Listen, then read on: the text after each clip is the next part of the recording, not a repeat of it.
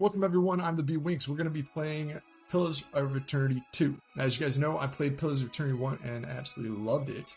I did try playing this yesterday and recorded it. However, I realized after I made the Paladin that the type of Paladin I made was kind of like evil, definitely overachiever in the violence, which I thought was a cool RP experience. But then all the choices I was doing was actually being a good person, just overzealous. I thought that was a really cool twist. I had a backstory. Anyways, realized I need to change the class. So we're starting again. So let's get going. We'll have the introduction without me there so you guys can witness this. And I hope you guys enjoy. So stay tuned. Let's go.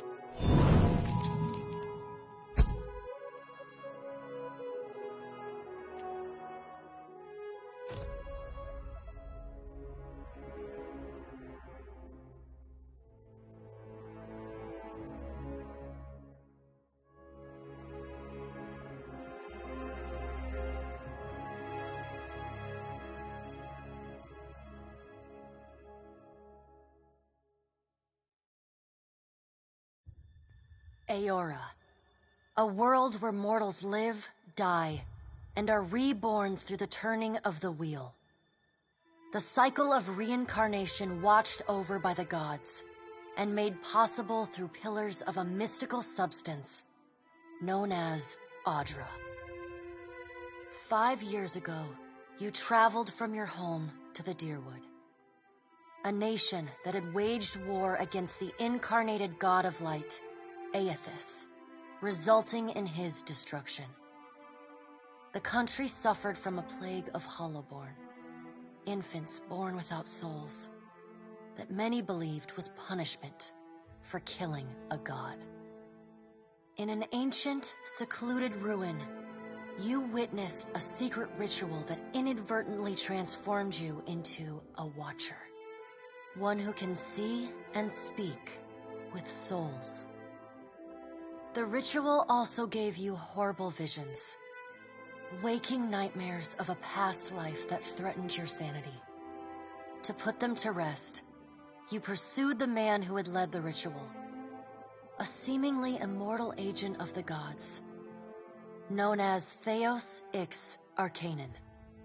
With divine assistance, you confronted and defeated Theos, ending your visions and resolving the Hollowborn crisis. In so doing, you also learned the great secret that Theos had protected. That the ancient empire of Anguith had transformed themselves into gods. Your visions finally put to rest, you retired to the castle of Cadnua, built atop a massive statue of pure Audra, where you ruled in relative peace and prosperity.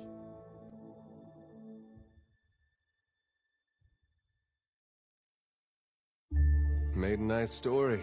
You fixing up that old keep? Lifting the curse? Must have told it 100 times. But something got to gnawing at me. Thinking the spirits there weren't really at rest.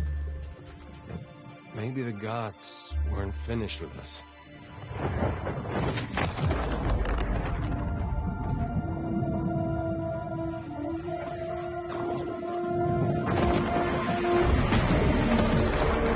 I used to dream that when my god came back, he would forgive us. Don't go.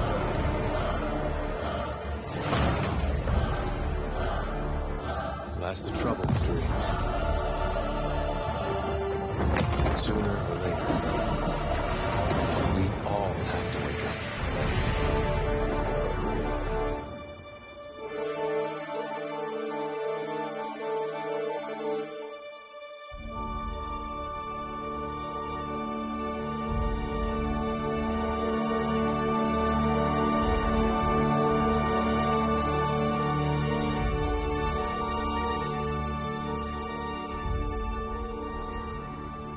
And so you wake to a sleepless world, the in-between of life and death. Follow your memories. You have been here before. You have seen past the shroud. You are a watcher now, and a watcher you will stay. A watcher sees souls, knows their pasts, and the souls see them back.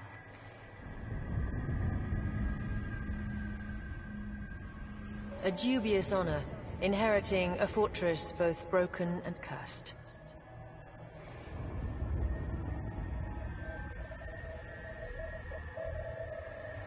What is a god? A higher power? A rewarder of good deeds and punisher of the wicked?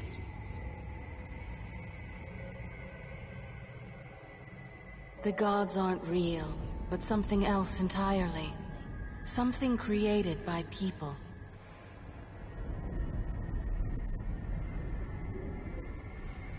And did you ever consider that these were things you were never meant to understand? That their comprehension is beyond you?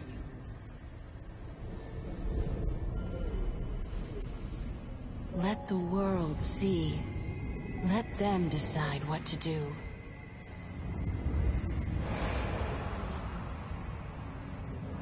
Does anyone else see how this is just like the Souls game? I'm sorry, Souls movie? The wheel Pixar? has turned again, Watcher. Come.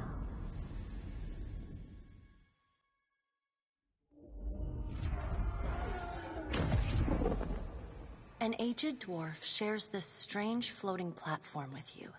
His face is creased by so many wrinkles that his features lie buried amid shadowy pockets of skin. Still, the dwarf's well-practiced habits have left telltale tracks of a welcoming rictus across his visage. You can see his smile coming before it blooms, reshaping the dwarf's face from a hanging sack of flesh into something resembling an oddly carved, merry gourd, replete with unhealthy bumps and discolored splotches.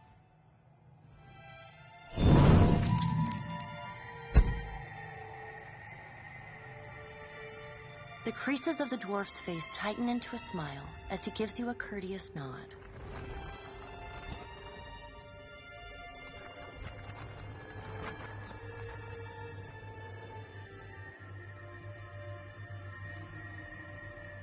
Sit. Please. Sit. Please.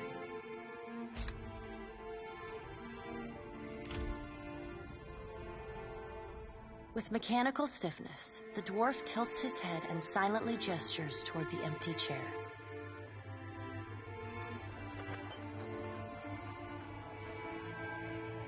Thank you for joining us, Watcher of Cadnua. The gaunt woman seated at the table is clad in time-worn black armor that seems too massive for her to move in. A pale, slender neck rises from the gorget, topped by a hollow face. The milky skin stretched across it is delicate and translucent, like parchment that has been scraped clean too many times. Oh my god. I have myself on mute. Anyways, yeah, so she's like a skeleton in armor, knight, skeleton knight, and then he's just a quiet usher. That's what I was saying. She is preoccupied with the arrangement of cards on the table between you. With each movement, her armor squeaks and groans as though bearing an incredible weight. She places a final card, gives a nod of satisfaction, and raises her eyes to meet yours. Wrong screen! Your brush with the divine has drained you of your powers, fractured your memories. Look upon these cards. They represent the courses of your life. You alone know best how they flowed. Alright. So, this time around we're going to play with the imported SE1 save, where...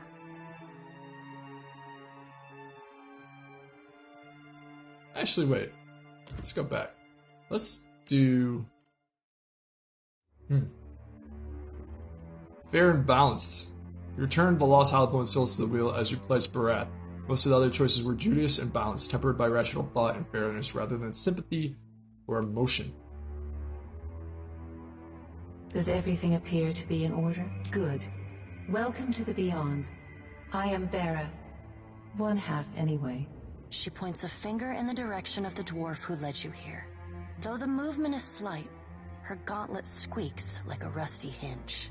She said WD-40. The dwarf's rictus returns as he nods in the woman's direction. Tell me, do you remember when we last met? And though you could have broken your pledge when you defeated Theos at Sun and Shadow, you did not. Admirable. She delicately places a card on the table. A bell in a tower. Her fingertips slowly drag away from the card, faintly creaking as they retreat across the table. You had need of the gods once before. Now it seems we have need of you. The being that occupied Odnua's statue beneath your castle was the dead god, Aothus. Of this we are certain. What we do not know is what his intentions are. Though Aothus stole a large fragment of your soul, you were strong enough to survive the onslaught and enter the in-between. You and he are still connected. He has chosen a body made of living Audra, perfused with the power of thousands of souls, including yours. It should be little difficulty for an experienced watcher to find him. No, but neither is your body truly alive. Your lungs draw breath, your heart pumps blood, but your flesh is as soulless as a hollowborn. That is, until I return you. She delicately places a card upright on the table. The art depicts souls flowing out of a pillar of Audra. Well, I'd like to find him as much as you would. He destroyed my castle and killed 700 people. Bad enough dealing with the gods. I know. It is my business to know. 322 in Cadnua and your surrounding lands. Their souls remain in Aothus still. You have the power to save them. Serve me and I will return you to your body. Or don't, and return to the wheel. Let's get on with it. Good. Before you return to Aora as my herald, you must remember who you were, the last whisper of life in death. For a moment, the sockets of her eyes darken, leaving the pits of a death's head gazing out at you. When you can picture your own face, the beyond will lead you back to your own kind, to the world of more. Alright, here we go. So, the ones they give us are kind of interesting and actually kind of bad in my opinion. We got this chick, she's a wizard, yet she's got all strength. And only 18 intelligence is fine, but it's kind of like, why? I don't know. Let's see. So, who are going to be? We are going to be, I believe we're going to be a good character. Alma. We're going to do Island Alma, because they originate from Deadfire Archipelago, have largely remained there for millennia.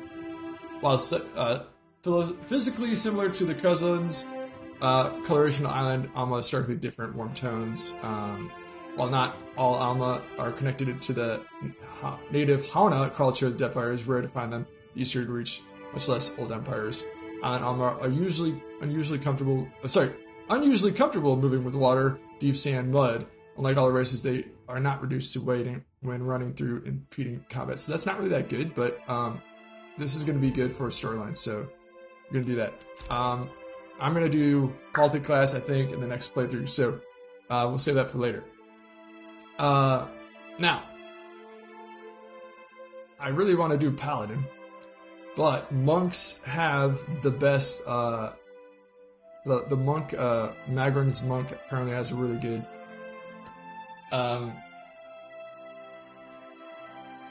what is the word I'm trying to come up with?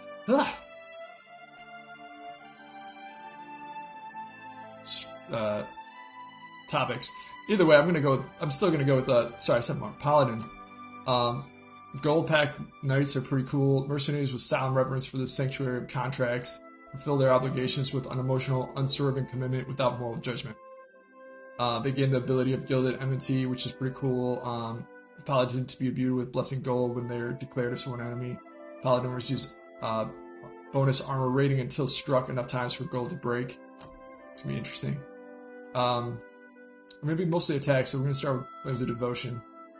And Resolve, highly recommended for Paladins. We're gonna upgrade that to 15. Intellect, it's gonna do that. Dexterity. Action speed is important. Perception. Wait. As use personal every attack. Oh, so perception is what I want. Action speed. Reflex. Okay, so we'll just do that. And then Constitution, of course, is important.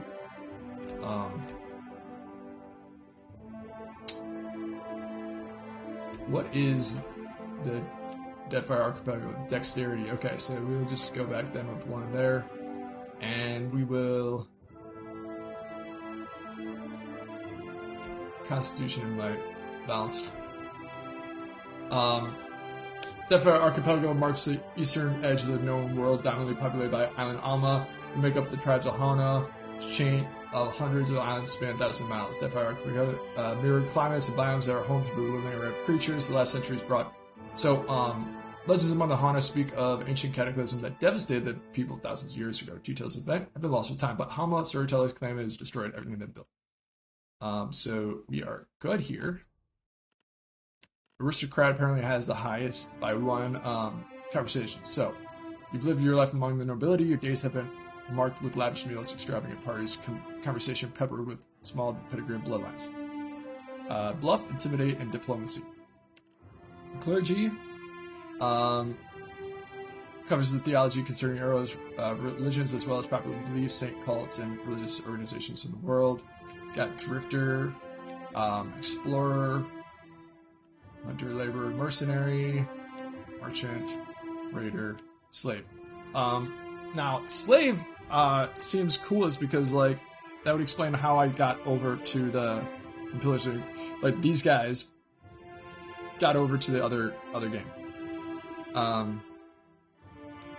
So, let's see. What do we got for the best background? Aristocrat, then Scientist.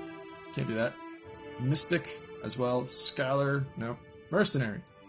Blade battle is your way of life. You solve problems by pulling out your weapon and applying force. Streetwise, covers the basic rule of survival one learns in the streets. Includes urban readiness as well as appreciated etiquette for dealing with unsavory types. As well as athletics and intimidate. So yeah, that makes sense. Philosopher, Merchant. You trade goods around the world, pairing them with buyers of all kinds. So I'm kind of stuck between diplomacy, bluff, intimidate, and mercenary. Mercenary would be helpful because then I get more athletics and streetwise. All right, what's the difference in? Let's look at the numbers then. Really fast. Aristocrat is 21, and mercenary is 17. Yeah, that's fine. All right, now, what am I going to be proficient at? So I'm a paladin, so I definitely need a shield. I think medium shield sounds good. Binding block versus block. Use your shield to attempt to block incoming attacks, completely resisting attack if successful at the cost of recovery time. The wall. Taking careful position behind the large shield significantly reduces incoming damage range. Range damage as well as damage from attacks that target reflex. While active, you are unable to move. Yeah, Heater. What the hell? Binding block. Small shield to better intercept melee weapon attacks and counter at the cost of recovery time. When missed, melee weapons gain increased accuracy on your next weapon attack. When missed by melee weapon gains an increase in accuracy. Then I'm either going to do this because this reduces their will defense, and I'm going to be using my will on attacks. But these attacks deal less damage. I think Leading Cut sounds good. Let's start with the what is this? Battle Axe. Hook and slash wildly with your attacks, interfering with the enemy's ability to focus their aim at the cost of damage. Focus your attacks on the target's footing, dealing less damage but lowering reflex on a hit. Swings the mace with massive force, damaging the target's armor at the cost of recovery time. Actually, that kind of makes sense right there. Additional penetration. Tanks factors compared to the target's armor rating to determine who goes through. Blade at close quarters, using your blade to penetrate armor more effectively at the cost of lower deflection. Trading recovery time for increased penetration. I mean, ready smash. Yeah, let's do that one. That's fine. And then let's change my. I should change the image actually.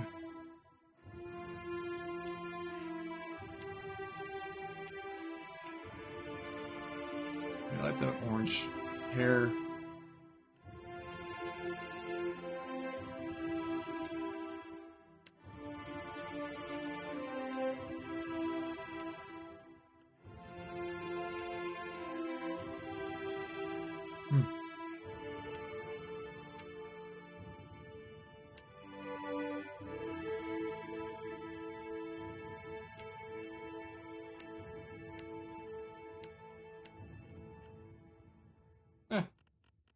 Alright, skin color.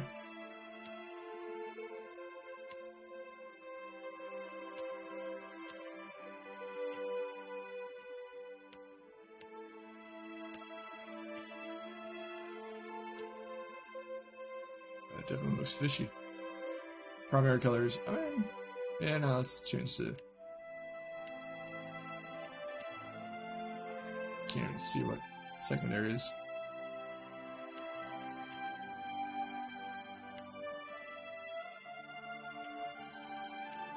There we go.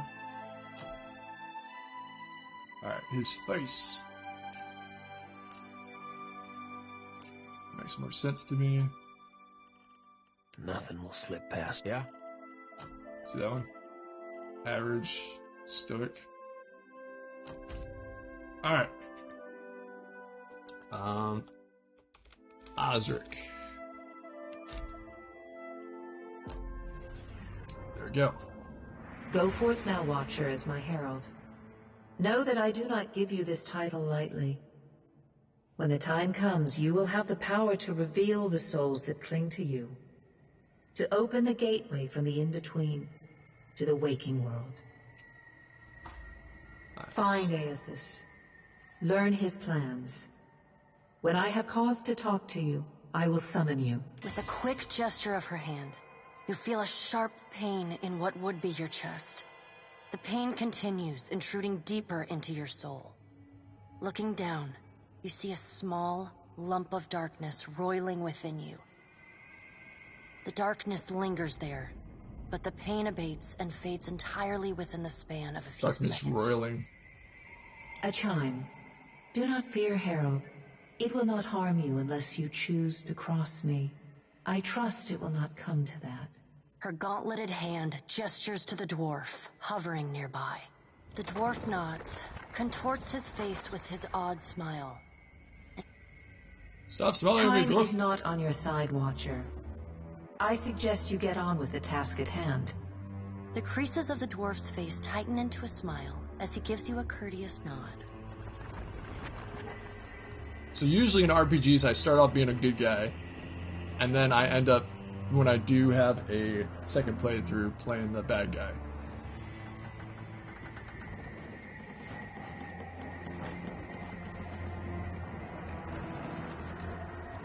And so I think the second playthrough, if I'm not being a priest of Magrum, I'll be a wizard, probably dual class.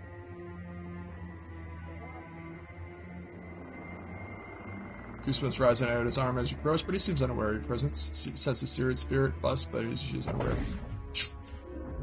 Oh.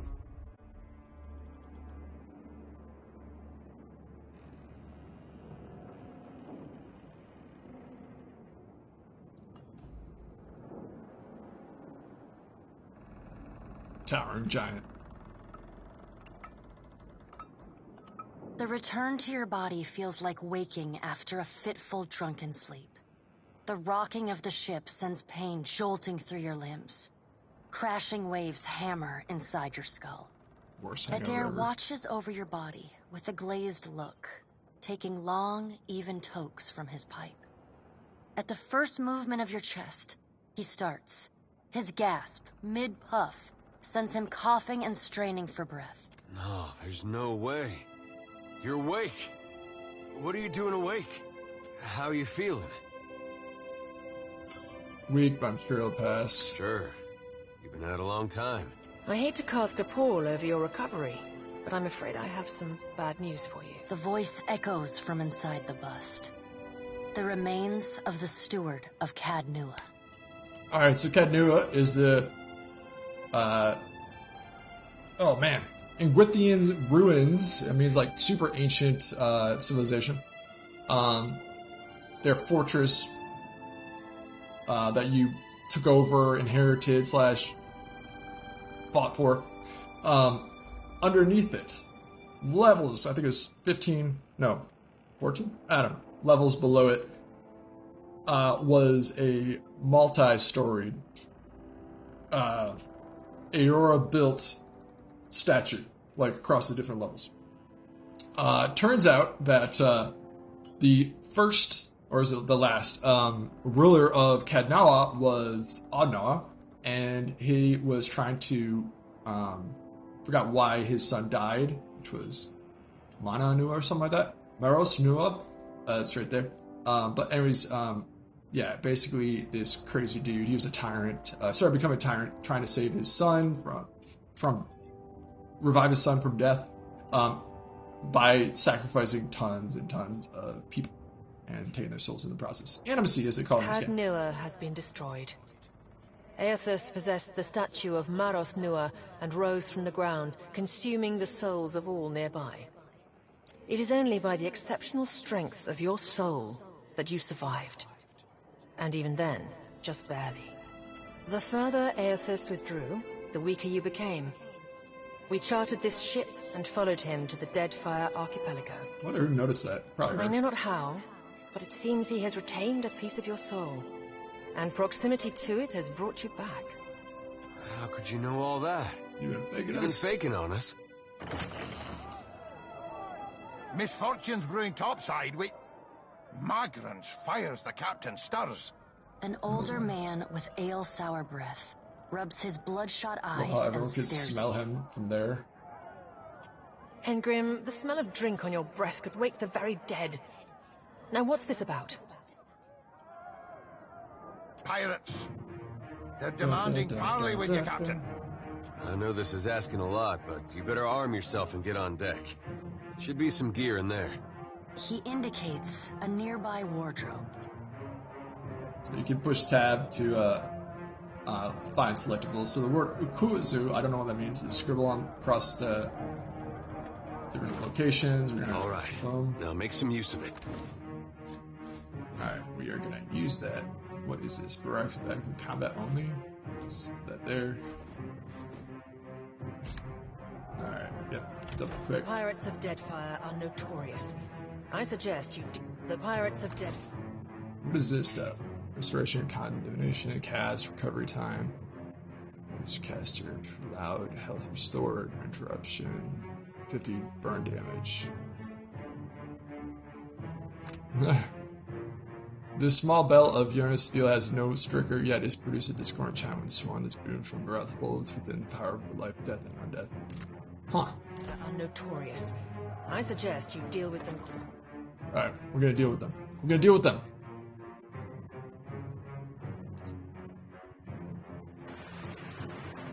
Well, what have we here? A little sloop? Lost and alone in the storm? A surely brutish-looking captain stands stiff, back before his crew. He scowls as he assesses you. Hair whipping about his ears in the wind.